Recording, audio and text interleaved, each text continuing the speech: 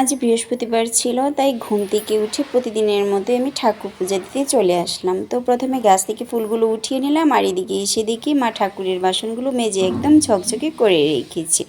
আর অনেক দিন ধরেই ভাবছিলাম যে ঠাকুরের সিংহাসনটা একটু গুছিয়ে নেব, আজকে সেই সুযোগটা হলো, কারণ মা আমার সোনাকে অনেকক্ষণ রেখেছিল। আর এদিকে আমি ঠাকুরের সিংহাসনটাও একটু গুছিয়ে নিলাম।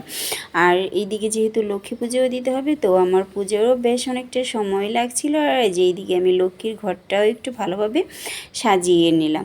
তো লক্ষ্মীর ঘর সাজানোটা কেমন হয়েছে সবাই অবশ্যই একটু কমেন্ট করে জানিয়ে দিও।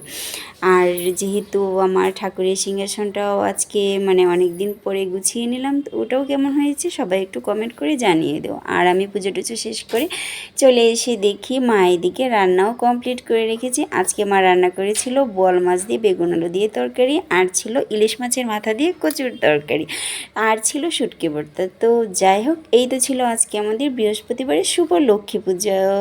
সবাই ভালো থেকো, সুস্থ থেকো। জয় মা লক্ষ্মী।